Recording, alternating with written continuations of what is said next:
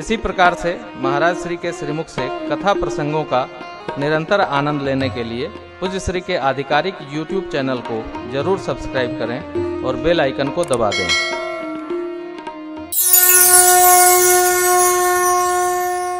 राम लक्ष्मण जी की परस्पर प्रीति देखकर मिथिलेश ने मन में सोचा, क्या ये जो सांवला है ना,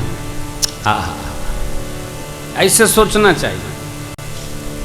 प्रेम तो परमात्मा से होना भी चाहिए। व्यवस्था बनाई, चरण पखारे, श्रेष्ठ आसन दिए, भोजन आदि की सुंदर व्यवस्था की और मेरी माँ का जो निवास स्थल था, विश्राम स्थल, नाम था सुंदर सदन, उसमें वास दिया गया।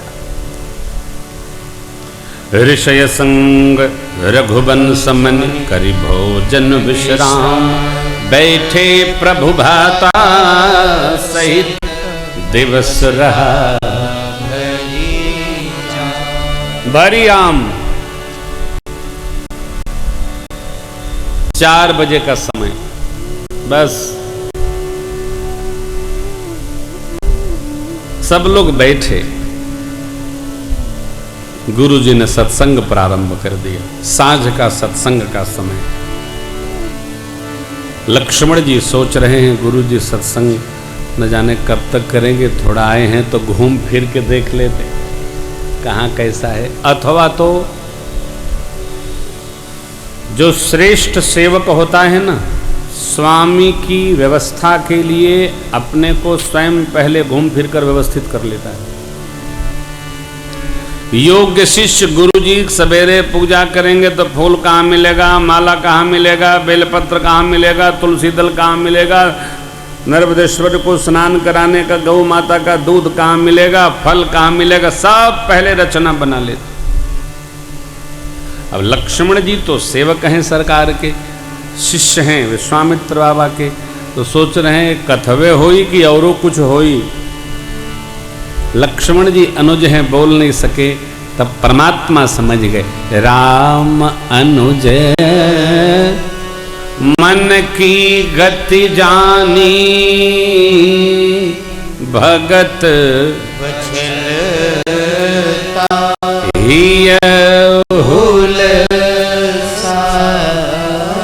भक्त वत्सल परमात्मा का हृदय द्रवित हो गया और प्रभु ने हाथ जोड़ करके ये गुरुदेव से निवेदन किया, नाथ लखन पुर देखन, प्रभु सकोच डर प्रगट, जो रावुर आय सुमय पाव, नगर दिखाय तुरत।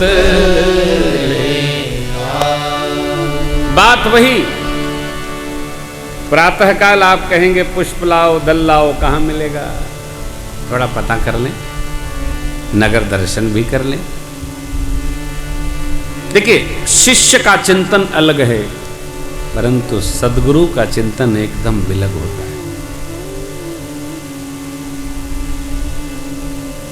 गुरु जी ने समझ लिया तो कहा, हे राम जी, आप धर्म के पुल के पालक हैं, आप ऐसा क्यों नहीं कहेंगे? ये धर्म मर्यादा है। देखना नहीं, दिखाना। जाय देखिया वहु नगर, सुख निधान दो भाई, करहु सुफल सबके, सुंदर बदन।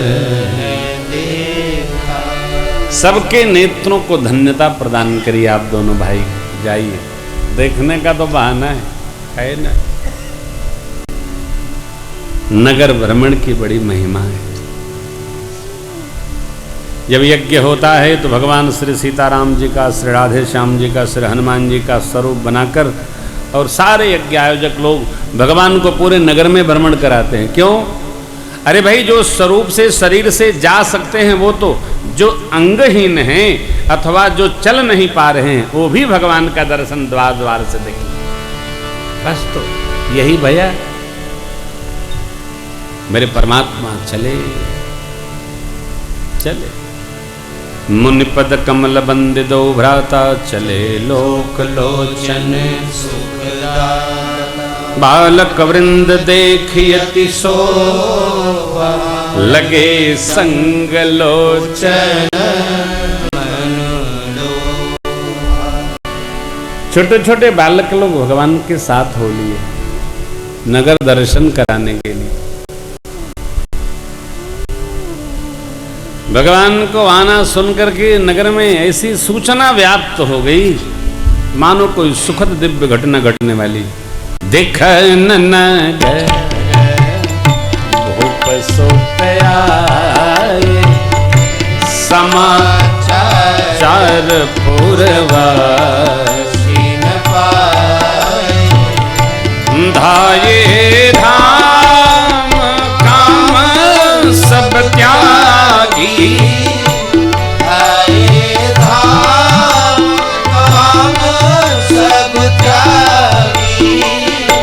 मनहु रंक निधे लूटन लागी। मनहु रंक निधि लूटन लागी।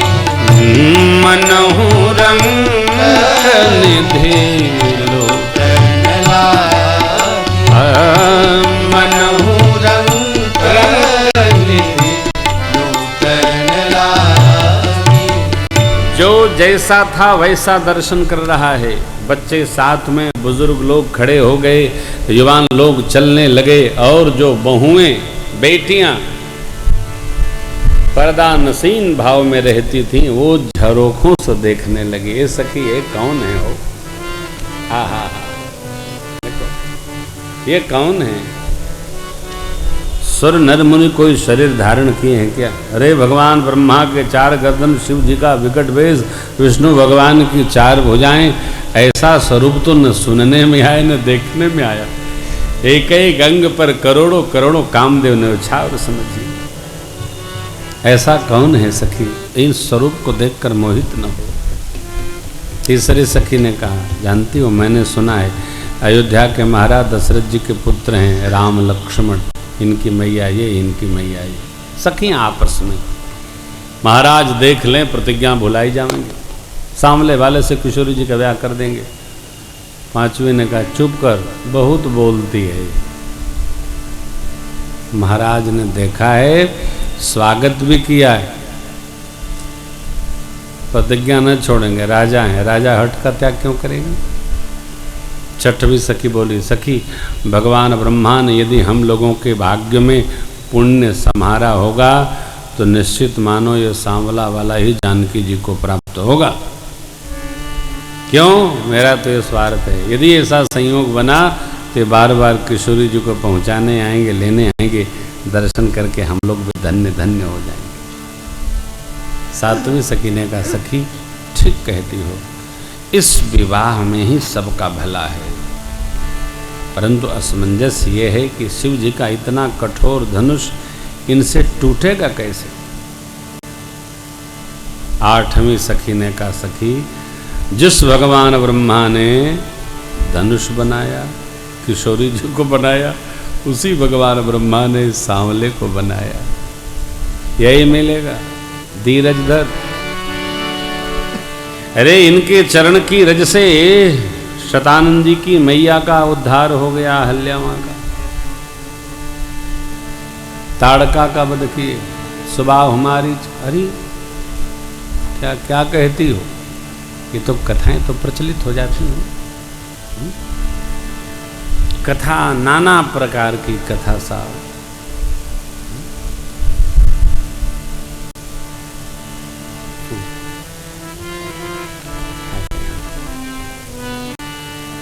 कई कथा तो ऐसी होती है, नहीं भी हो तो लोग कथा बना लेते हैं।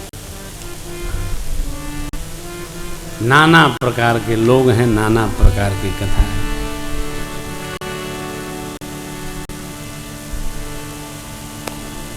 संसार अपार, कहना नहीं, समझना।